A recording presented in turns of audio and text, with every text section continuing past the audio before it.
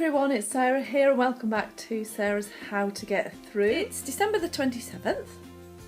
I've done my jobs. I'm all by myself because my kids have gone off with their dad for their Christmas. What I might do is just show you. Getting up. I've got my lights on. There's my fire. And then got my candles on the shelf, and I got my silly Santa lights that I just got yesterday on the back of the sofa for some bizarre reason, but I don't know where else to put them. Now, I keep that room lovely downstairs because most of the time I'm faced with things like this. Follow me. This is my son's room. I just filmed my video downstairs and then I just came upstairs and I came into here and I thought, bloody hell, they have to see this. I just thought I'd show you it so that some of you mums out there might just relate to this. Hurrah, can't wait to tidy it up. As some of you might know if you've watched any of my previous videos, this was my first one as a single parent. And I had no idea how we were going to get through or how I would be or how it would affect me. And I'd be really interested to know how you got through, and if this is your first, well done. How did it go for you? Let me know. And I have to say, it was a period of ups and downs and highs and lows. Anyway, Christmas Eve, my two younger children spent Christmas Eve with their dad. And he brought them back about 6:30 and we were due to go to a friend's house for a bit of a party. It really surprised me how, excuse me, scratchy chin. It really surprised me how emotional I felt when it came to saying goodbye to him. I just got really, really tearful and just couldn't stop it. I blubbed in front of him. And it was not because I wanted to be with him for Christmas, because I don't. But I do want the family thing, because that's what is the most special thing to me, is my family. And that's what we spent 27 years together building up. We built up a strong family, we built up stability, we built up a household filled with love. And that was one of the things in my life that I was most proud of. Like, I'm not one of these earthy mothers who kind of has to knit yogurt and stuff like that. I'm not like one of those kind of people. We, I say, together created a family I was really proud of, and a family situation, and 3 boys who were fabulous and well-grounded, stable, really kind people, and that's my proudest achievement to date. And so standing on the doorstep saying goodbye to my husband, knowing that I'm never going to have that in the same way ever again, obviously really got to me, and I blubbed. And I was standing in the hallway with my 2 oldest and we just had a massive group hug and I just blubbed. And I just said to them, this is really hard. The thing is, the children know he's by himself on Christmas Day when he's always been here, and it's mentally and emotionally very difficult. And I'm hoping that because he feels the pain, it'll sort his head out a bit, which sounds a bit cruel, and it's not meant to be, because I can't go into all this now.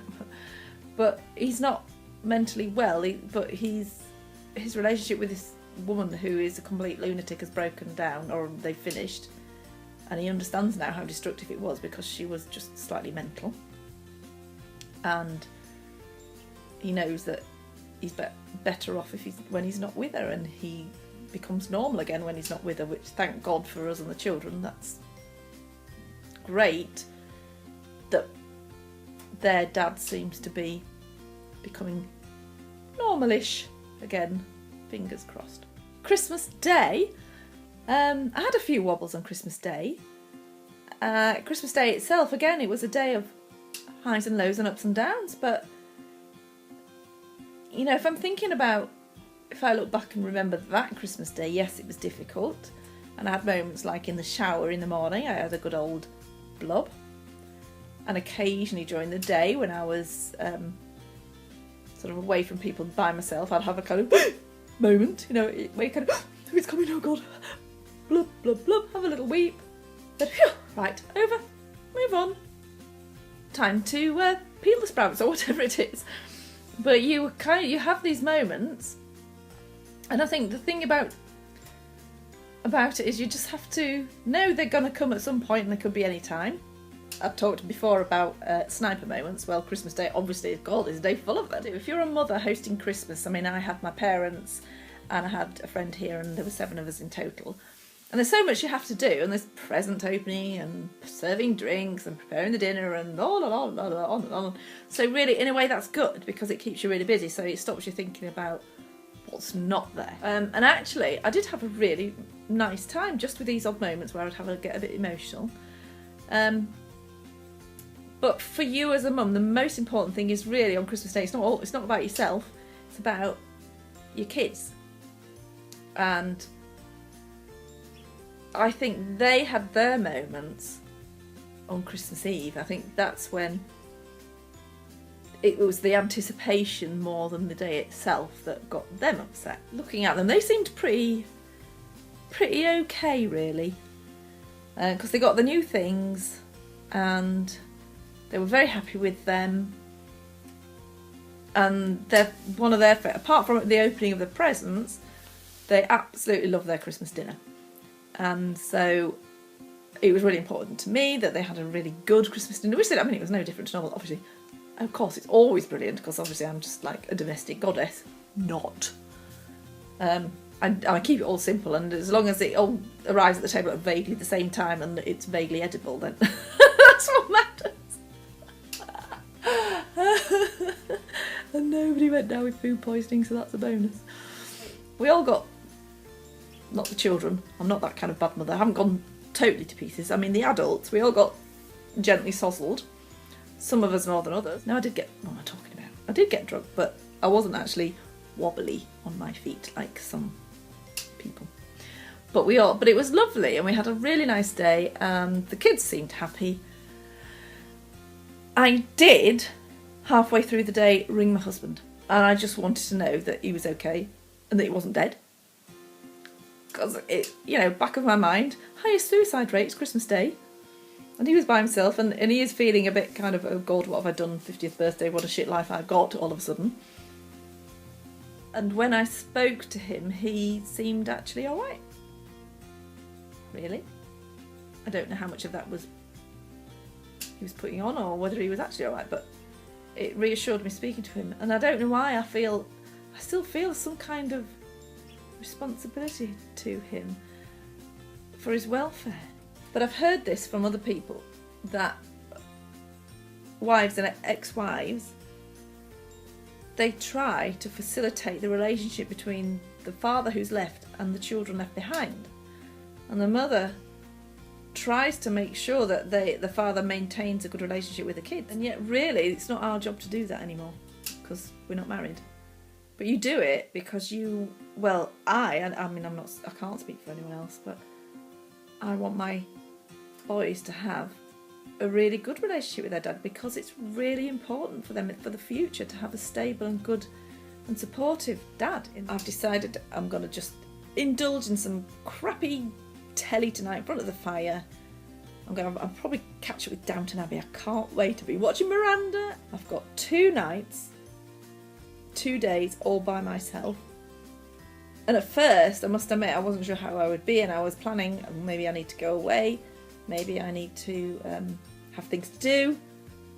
But the nearer it got to those 2 days, the more I decided, actually, no, I don't need any of that. So now, it's just so nice just to sit here all by myself. I can drink myself silly if I want to. I can eat rubbish if I want to. I've been doing plenty of that the last few days. And it's up to me. I can watch what I like, do what I like, got no one else to think about, but brilliant. And I quite like it when I drink too much and start slurring my words, but I'm all by myself. And people go, oh, drinking alone, oh, it's so bad, but bugger off. I want to swear. Thank you, all of you, people who are joining me on this journey. Let's get through it together. And as I said, one of my favourite phrases is be kind to yourself. Oh yes, I'm being very kind. If you're liking these, please like and share. And subscribe. Subscribe would be great. If I don't speak to you before, have a fantastic New Year. That's another bloody minefield, but we'll talk about that another time. But God knows what I'm going to do at midnight. I'll have to snog a random stranger because I'm used to getting a snog off my husband, so it'll have to be someone completely different. And I'll speak soon. Take care. Mwah. Bye. God, I'm talking a load of crap, aren't I? Oh God, you can see all my fillings then, couldn't you? Look at them all. I'm not worth robbing though. I've only got, it's only, what was it they put in fillings in the 1970s? Showing my age.